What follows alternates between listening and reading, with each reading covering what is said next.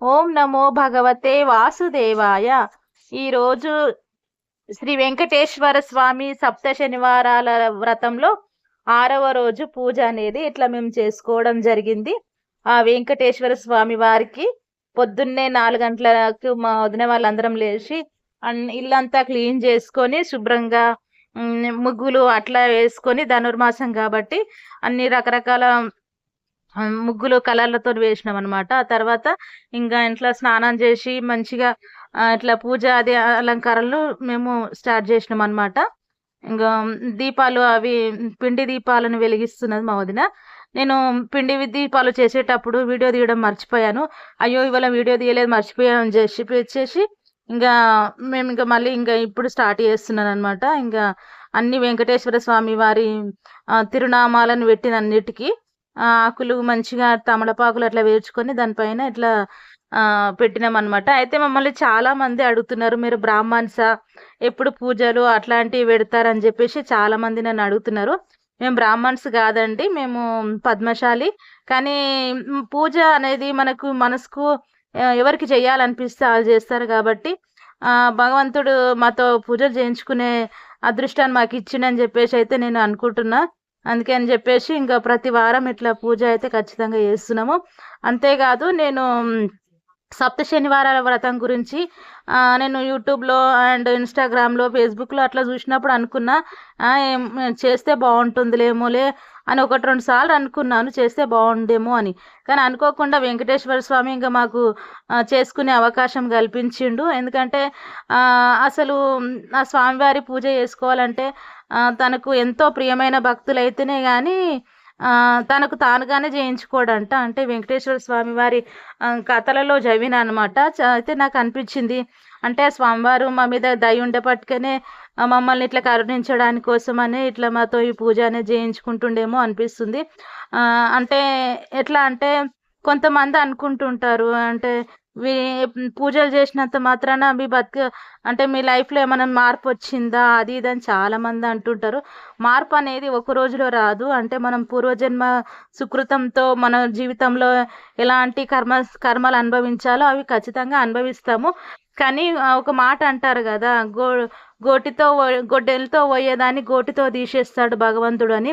అంటే జీవితంలో ఎంత పెద్ద కష్టం అనేది వస్తుందో తెలియదు.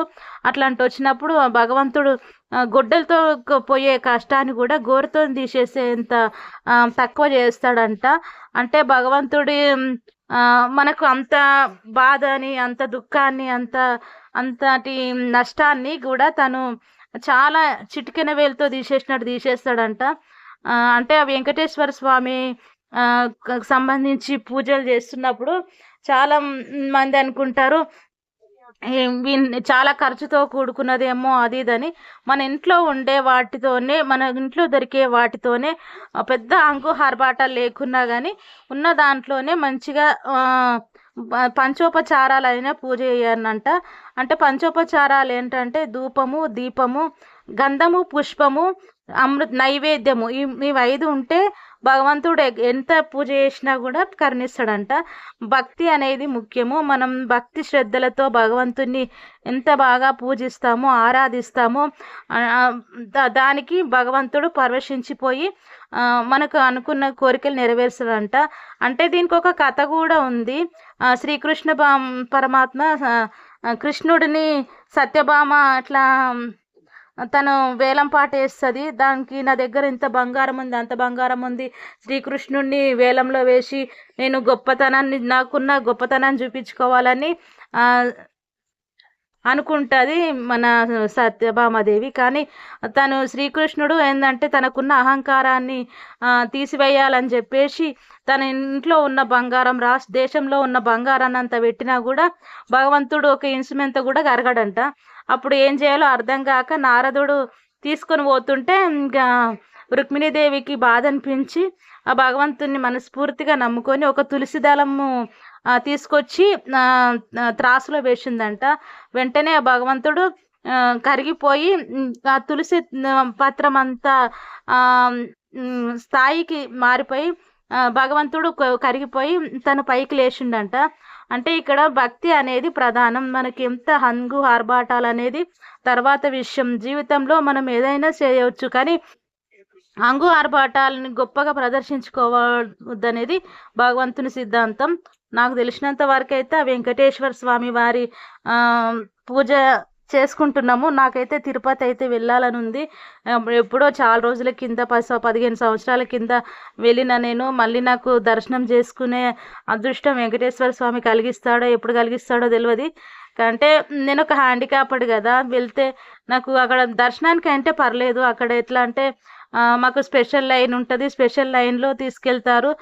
కానీ వెళ్ళాలంటే ఆ భగవంతుడి కృప ఉండాలి. ఈ పూజ ద్వారానైనా వెంకటేశ్వర స్వామి ప్రసన్నుడై నన్ను తిరుపతికి వెళ్తాడో లేదో చూడాలి. ఒకవేళ వెంకటేశ్వర స్వామి నన్ను తిరుపతికి రప్పించుకుంటే కనుక నా అంత అదృష్టవంతులు ఇంకా లేరనే భావిస్తా. ఎందుకంటే చాలా మందికి ఏదేదో పెద్ద పెద్ద కోరికలు ఉంటాయి, కానీ నాకు చాలా చిన్న చిన్న కోరికలు. వాటిని నా భగవంతుడు నెరవేరుస్తాడని చెప్పేసి అయితే నేనైతే అనుకుంటున్నా. ఇగో ఈరోజు అయితే ఇట్లా మేము పూజ అయితే చేసుకుంటున్నాము. కథలు అవి మాత్రం పెట్టలేకపోతున్నా, ఎందుకంటే మా అన్నయ్య లేడు. మా అన్న శబరిమల వెళ్ళిండు. ఇంకా వీడియో షూట్ చేయడానికి ఎవరు లేకుండే. అందుకని చెప్పేసి ఇంకా నేను మా వదిన్నే ఇంకా మాకు తోచినంతలో వీడియోస్ అయితే ఇట్లా ఎడిట్ అయితే చేసుకున్నాము. కొంచెమే తీసిన. ఇదండి మేము ఈరోజు చేసుకున్నటువంటి శ్రీ వెంకటేశ్వర స్వామి సప్త శనివారాల వ్రతం 6వ రోజు పూజ అన్నమాట. ఇదైతే చాలా అంటే చాలా నాకు మస్తు అనిపించింది. ఇంకా జీవితంలో చాలా చేయాలనుకుంటున్నా. నాకన్నా కొన్ని గోల్స్ నేను పెట్టుకున్నా. ఆ గోల్స్ నేను అధిగమించాలంటే నాకు చాలా స్టెమినా అండ్ భగవంతుని కృప అయితే చాలా అవసరం. అందరు అనుకుంటారు అదృష్టం ఉంటే కొండంత ఆశయాలున్నా, కొండంత టాలెంట్ ఉన్నా కూడా రవ్వంత అయినా అదృష్టం ఉండాలంట. ఆ రవ్వంత అదృష్టమైన భగవంతుడు నాకు అందిస్తాడేమో అని చెప్పేసి అయితే నేనైతే అనుకుంటున్నా. చూద్దాం భగవంతుడు కరుణిస్తాడు. సప్త శనివారాల వ్రతంలో భగవంతుడు స్వీకరించిన ఏంటంటే ఎలాంటి మార్పు తీసుకొస్తాడో నేనైతే ఎదురు చూస్తున్నాను అనమాట.